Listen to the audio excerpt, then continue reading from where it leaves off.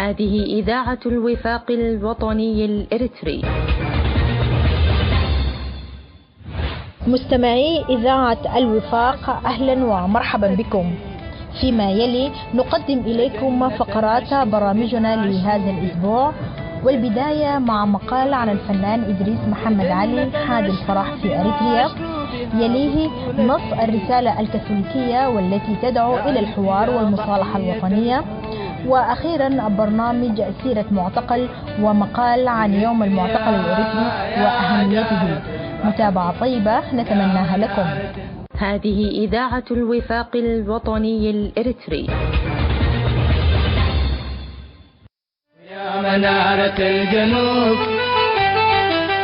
من أجل عينيك الجميلتين، من أجل عينيك الحزينتين، يأتي زحفنا يأتي زحفنا من أغدس الدروب، من أغدس الدروب.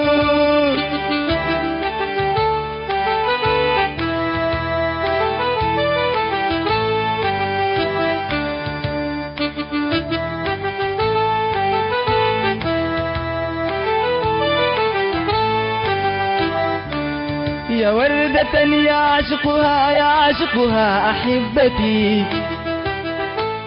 يا جنة عشت بها. هذه إذاعة الوفاق الوطني الإريتري.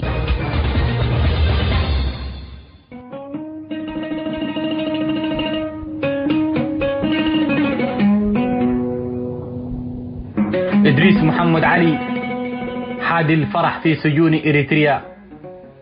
رغم تغييبه القسري قلما نجد مناسبة إريتريا دون أن يحضرها إدريس محمد علي، فالمطرب والملحن والشاعر القابع في سجون النظام الإريتري منذ العام 2005 لا يزال حاد الفرح الأول في دول الشتات التي لجأ إليها الأريتريون ولا يزالون.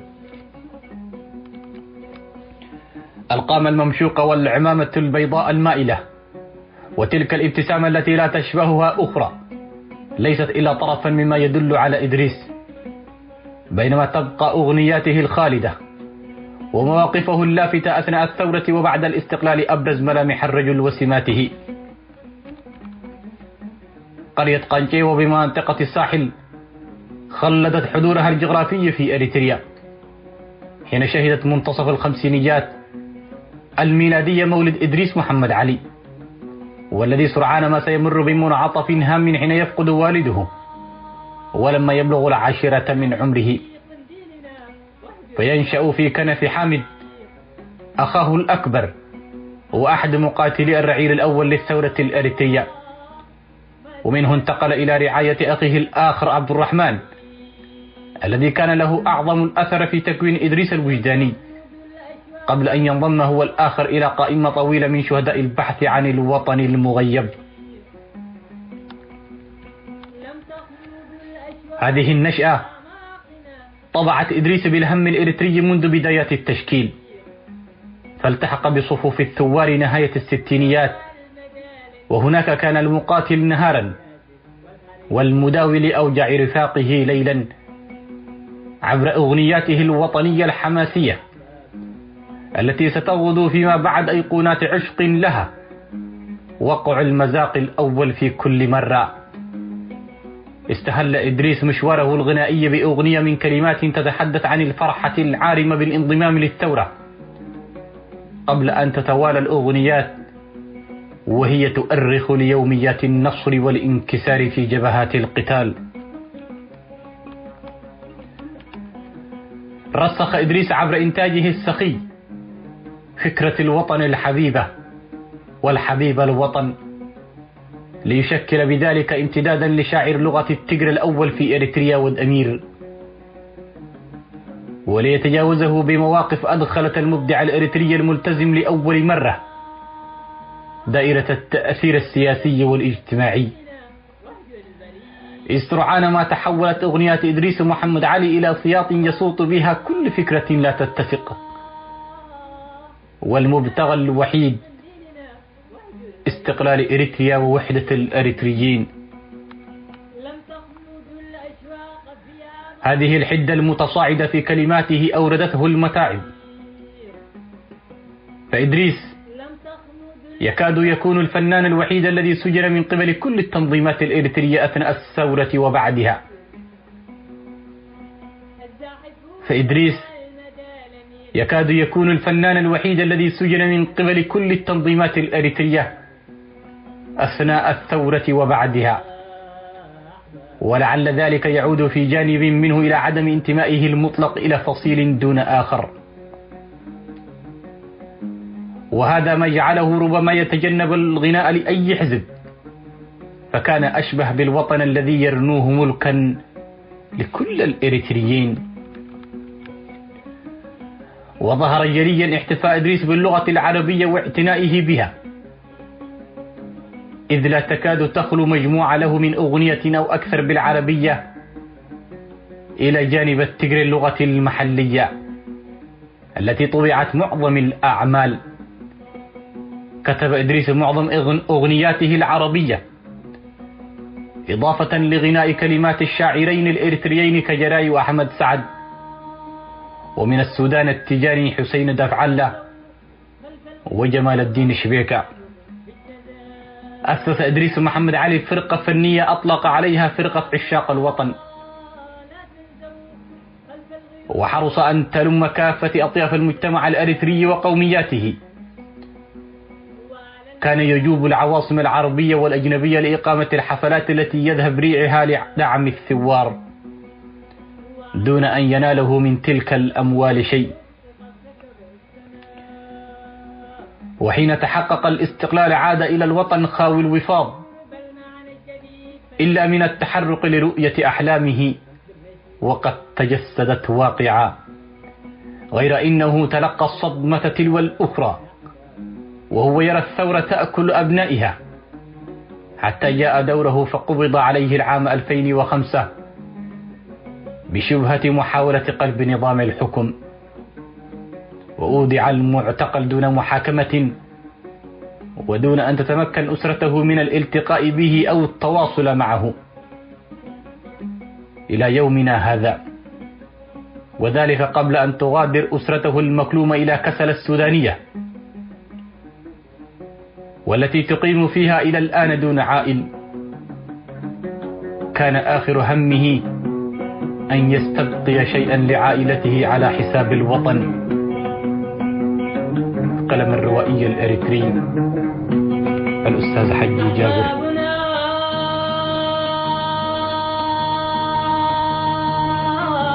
دق الجدار بالحق نصنع مجدنا، أحبابنا دق الجدار بالحق نصنع مجدنا، أحبابنا لا تسكتوا فالصمت يطمس صوتنا، أحبابنا لا تسكتوا فالصمت يطمس صوتنا،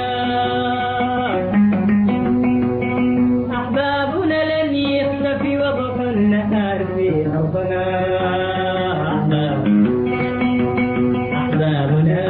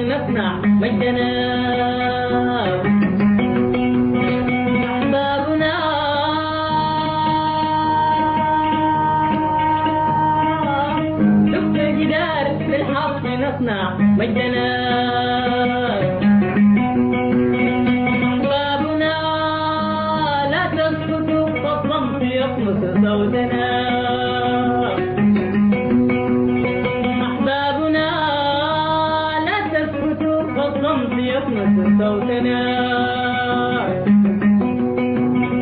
أحبابنا لم يختفي وضح النهار في أرضنا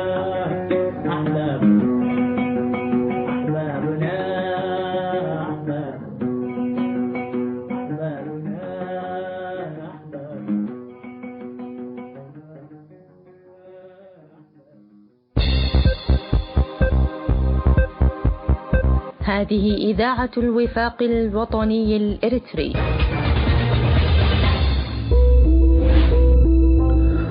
مستمعي إذاعة الوفاق، السلام عليكم ورحمة الله تعالى وبركاته، وأسعد الله أوقاتكم أينما كنتم بكل خير.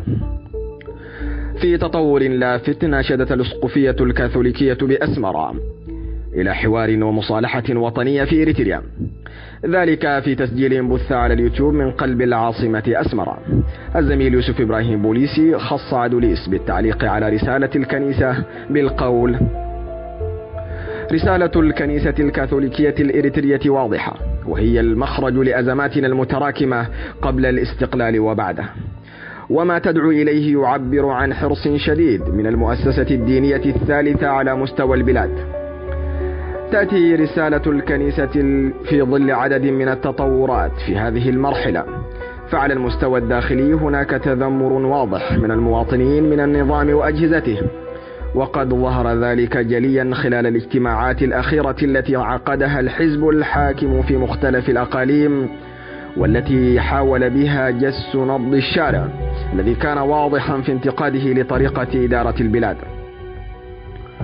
في وقت تشهد فيه الساحة السياسية الإريترية تطورات إيجابية تتمثل في إعادة اللحمة الوطنية ووعي جميع الفرقاء أفرادا كانوا أو أحزاب إلى ضرورة الوحدة على الأقل للتعاطي مع الفترة الانتقالية، والحشد الذي نراه أيضا بحملة كفاية، كما أن أهميتها تكمن أيضا لأنها تدعو إلى المصالحة الوطنية، والتي بالضرورة تعني خلق آلية مؤسسية تتعامل مع مختلف القضايا الوطنية خاصة، وأن النظام نجح باقتدار ليس في حسب في تغييب المؤسسات الهامة في الدولة مثل المؤسسات الثلاث التشريعية والتنفيذية والقضائية، وإنما أيضا قام بتخريب ما كان موجودا منها بشكل قيم وعادات ونظم اجتماعية. لذا أرى إنها رسالة واضحة تعكس حجم المأساة في إريتريا، باعتبار أن النظام يتركز في شخص واحد ولا يلتقي البقية إلا في خدمته. هذه إذاعة الوفاق الوطني الإريتري. إخوانك، أهلك، أبناء وطنك يرزحون في السجون منذ أكثر من 20 عاما. كن معهم ولا تنساهم في قيائم السجون. الحرية للمعتقلين.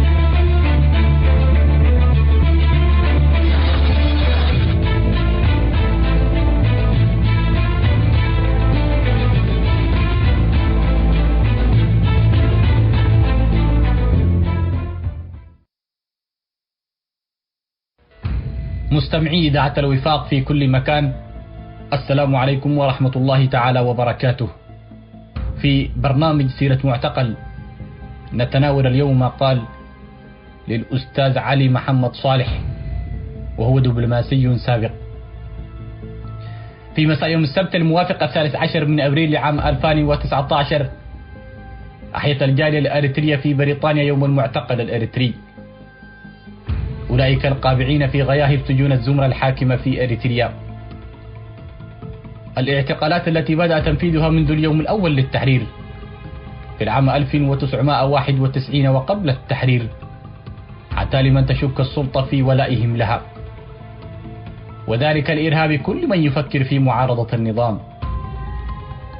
استمرت الزمرة الانعزالية تصرفاتها الإجرامية، واستمرت في الاعتقالات لعدم وجود مواجهة حقيقية تردع أفعالها الإجرامية، وهي ترى إن ذلك أفضل الوسائل لإسكات الأصوات المعارضة. وفي تقديرنا هناك عدم اكتراث ما يعانيه المعتقلون في سجون الزمرة الانعزالية، ومعاناة أسرهم جراء الغياب الطويل وعدم معرفة مصيرهم منذ يوم الاختفاء وإلى يومنا هذا. يحضرني هنا ما كان يقوم به الاستعمار الإثيوبي من اعتقالات للسياسيين وغيرهم، حيث كان الاعتقال في وضح النهار ويقدم المعتقل إلى المحكمة بهدف الحصول على الموافقة للتحفظ عليه، وبعد التحريات والتحقيقات التي يخضع لها المعتقل يقدم إلى المحكمة، وله كل الحق أن يتقدم بطلب الدفاع عنه عن طريق محامي، وحتى في حالة عدم قدرته على دفع أتعاب المحامي، فإن الحكومة ملزمة بإيجاد محام قانوني يترافع عنه مدافعا. ومن ناحية ثانية فإن لأسرة المعتقل الحق بزيارته ومعرفة محل اعتقاله وأحواله الصحية والنفسية، ويسمح لهم إدخال بعض الاحتياجات الضرورية كالملابس والأكل والأدوية. أما في إريتريا المحررة يتم اختطافك في جنح الظلام أو من الشارع دون أن يعرف عنك أحد. والعجب العجاب إذا أتى ذوي المفقود للسؤال عن مكانه فإن ذلك يوم أسود عليهم، فقد يتعرضون للزجر وقد يطولهم الاعتقال والضرب والإهانات. وهذا يدل على مدى الحقد والكراهية التي يكنها النظام لمواطنيه. ومن المعلوم للجميع إن هذه الزمرة مارست أساليب الخطف والتنكيل فترة الكفاح المسلح،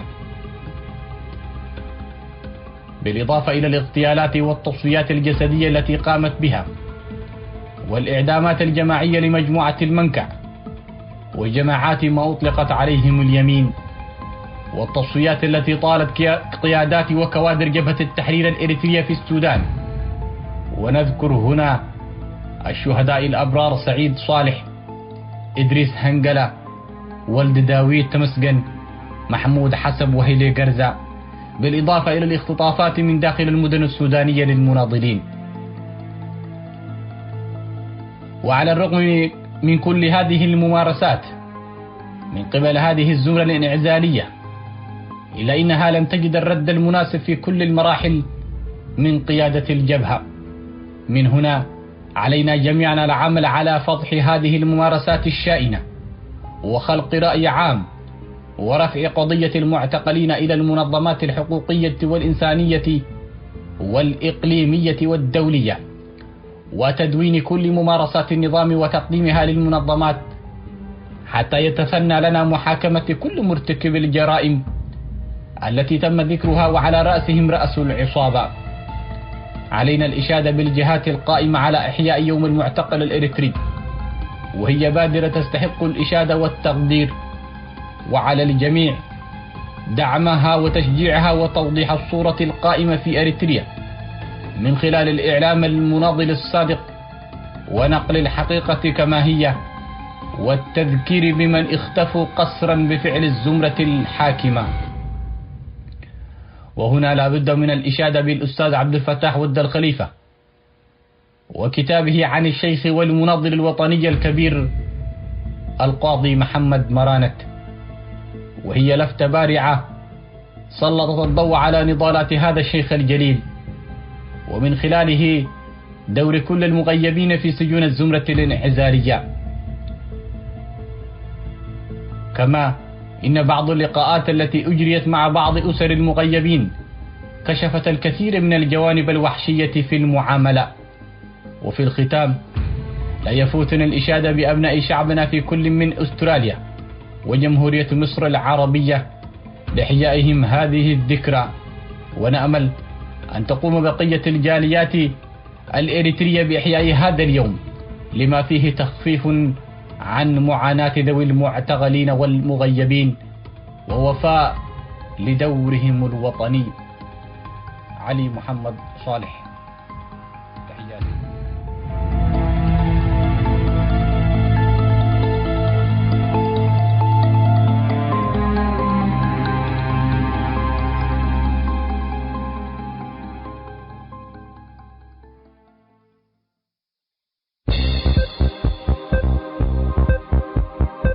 هذه إذاعة الوفاق الوطني الإريتري. يزخر العالم بمختلف الثقافات والبلدان والناس، ولكن ورغم جميع الاختلافات يوجد عامل مشترك هام: يولد جميع الناس أحرارا متساويين في الكرامة والحقوق. هكذا تبدأ المادة الأولى من الإعلان العالمي لحقوق الإنسان الصادر في 10 من ديسمبر كانون الأول 1948. لقد أصبحت حقوق الإنسان واحدة من أهم الأفكار في تاريخ الإنسانية. ولكن ما هي يا ترى حقوق الإنسان، ومن هو المسؤول عن حمايتها، وهل تسري فعلا على جميع البشر؟ يشار بحقوق الإنسان إلى الحقوق التي يتمتع بها كل إنسان بسبب كونه إنسانا دون الحاجة إلى أسباب أخرى. إنها حقوق تكتسب بالولادة، تسري حقوق الإنسان على كل إنسان في العالم دون استثناء. إنها حقوق عالمية، كما أنها تسري على كل إنسان بنفس قدر سريانها على الآخرين، وهكذا بغض النظر تماما عن انتمائه العرقي أو الديني أو الجنسي أو لون بشرته أو عمره أو أي خصائص أخرى يمكن أن تفرق الناس عن بعضهم البعض. تم تحديد حقوق الإنسان في عدد كبير من الاتفاقات، وهي تشكل جزءا من القانون الدولي. فقد احتوى ميثاق الأمم المتحدة لعام 1945 على بنود هامة حول حماية وأهمية حقوق الإنسان. أما أول اتفاق دولي حقيقي حول حقوق الإنسان فهو الإعلان العالمي لحقوق الإنسان للأمم المتحدة، والصادر عام 1948. في عام 1966 تبنت الأمم المتحدة ميثاقين دوليين آخرين، أحدهما حول حقوق المواطنة والحقوق السياسية، والآخر حول الحقوق الاقتصادية والاجتماعية والثقافية. ويطلق على هذه الإعلانات مجتمعة اسم الشرع الدولية لحقوق الإنسان، وهي أهم أساس قانوني لحقوق الإنسان. ويضاف إليها جملة من الاتفاقيات التابعة لمنظمة الأمم المتحدة حول مجالات معينة من حقوق الإنسان، ومنها اتفاقية جنيف المتعلقة بمركز اللاجئين، واتفاقية حقوق الطفل، واتفاقية مناهضة التعذيب، وغيره من ضروب المعاملة أو العقوبة القاسية أو اللا إنسانية أو المهينة، وأخيرا اتفاقية حقوق الأشخاص ذوي الإعاقة. ولكن ما هي بالتفصيل حقوق الإنسان المحددة في هذه الاتفاقات؟ كثيرا ما يتم تقسيم حقوق الإنسان إلى 3 أجيال أو أبعاد. البعد الأول حقوق الحريات السياسية وحريات المواطنة التقليدية، وهي تتضمن الحق في الحياة والسلامة الشخصية، حظر الاسترقاق والاستعباد، الحماية من التعذيب، حرية الرأي والتعبير، حرية الضمير والدين، وكذلك الحظر الشامل للتمييز وحق الانتخاب. البعد الثاني حقوق الإنسان الاقتصادية والاجتماعية والثقافية، مثل الحق في العمل والحصول على أجور مناسبة، الحق في تكوين النقابات، المساواة بين الرجل والمرأة، الحق في حماية الأسر والنساء الحوامل والأمهات والأطفال، الحق في مستوى معيشي كافي والرفاهية مما يتضمن التغذية، حق الحفاظ على أفضل مستوى للصحة، حق التعليم أو حق المشاركة في الحياة الثقافية. أما البعد الثالث أو الجيل الأصغر لحقوق الإنسان فيتضمن حق تقرير المصير، حق التنمية، الحق في بيئة نظيفة أو الحق في السلام. وبينما يتضمن البعدان الأول والثاني الفرد في محور الاهتمام، يتعلق الأمر هنا بحقوق جماعية.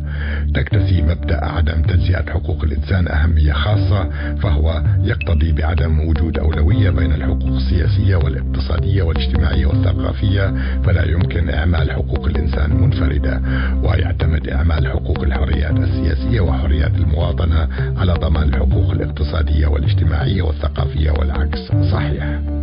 إذا من يتولى مهمة إعمال حقوق الإنسان والحفاظ عليها؟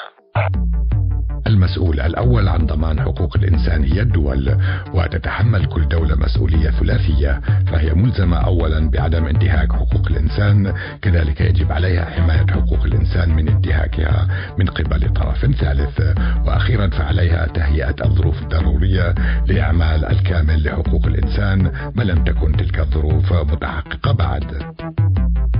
الهيئة الأساسية لمنظمة الأمم المتحدة، وهو مجلس مكون من 47 دولة ومقره في جنيف. ويقوم مجلس حقوق الإنسان بمراجعة وضع حقوق الإنسان في كل الدول الأعضاء في منظمة الأمم المتحدة، وهذا في عملية منتظمة. كما يمكنه إرسال خبراء مستقلين. هناك نقطة انتقاد هامة توجه إلى المجلس، حيث أنه يضم الكثير من الدول الأعضاء التي لا تحترم حقوق الإنسان. يتمتع كذلك مجلس الأمن بأهمية خاصة، فهو يكرس جهوده بشكل خاص لحماية حقوق الإنسان خلال الحروب والنزاعات المسلحة، كما أنه يكافح على سبيل المثال ضد تجنيد الأطفال. تنسق المفوضة السامية لحقوق الإنسان جهود نظام الأمم المتحدة في مجال حقوق الإنسان، ولديها مكاتب عديدة في كل أنحاء العالم، كما يمكنها إرسال خبراء حقوق الإنسان في بعثات السلام. مع إنشاء المحكمة الجنائية الدولية في لاهاي عام 1998 أصبحت هناك ولأول مرة هيئة تحقق في الانتهاكات الجسيمة جدا لحقوق الإنسان وتصدر أحكاما بشأنها: الإبادة الجماعية وجرائم الحرب والجرائم المرتكبة ضد الإنسانية. لا تزال إمكانيات المحكمة محدودة، فينقصها دعم بعض الدول الهامة مثل الولايات المتحدة الأمريكية والصين، ولكن رغم ذلك هناك خطوة هامة تحققت بالفعل، فمجرمو الحرب لم يعد يمكنهم التيقن من إفلاتهم من العقاب. يوجد إلى جانب مؤسسات الأمم المتحدة المنتشرة حول العالم اتفاقيات وهيئات معنية بحقوق الإنسان على المستوى الإقليمي، ومنها على سبيل المثال الاتفاقية الأوروبية لحماية حقوق الإنسان والحريات الأساسية، والمحكمة الأوروبية لحقوق الإنسان في مدينة شتراسبورغ. واتفقت الدول الأفريقية على الميثاق الأفريقي لحقوق الإنسان والشعوب. أما القارة الأمريكية فتسري فيها الاتفاقية الأمريكية لحقوق الإنسان. يلعب المجتمع المدني دورا شديد الأهمية.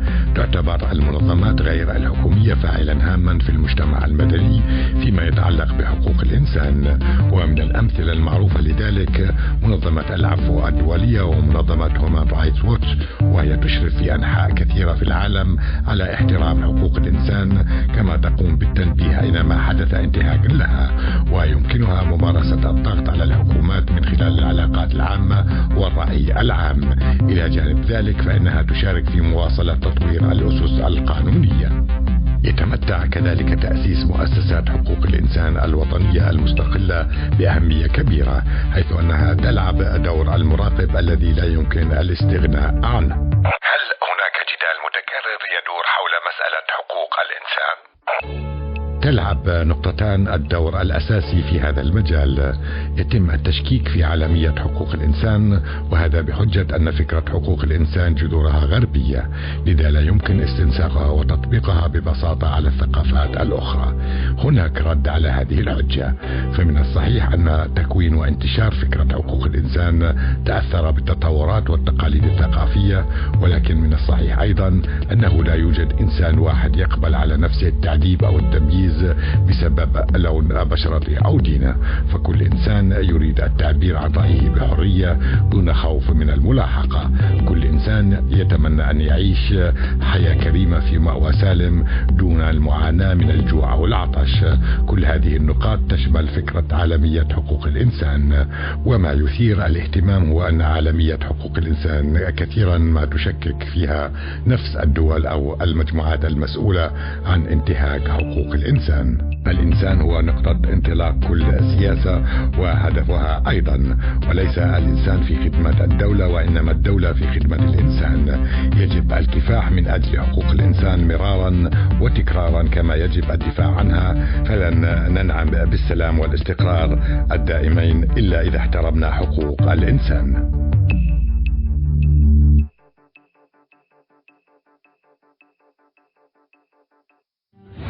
مستمعين الأفاضل، إلى هنا وتنتهي بث برامج إذاعة الوفاق المعدة والمقدمة لهذا اليوم. باسمي ونيابة عن أسرة المحطة أشكر حسن متابعتكم، على أمل اللقاء بكم يوم السبت القادم إن شاء الله تعالى، ودمتم في رعاية الله وحفظه. هذه إذاعة الوفاق، صوت الجماهير الإريترية.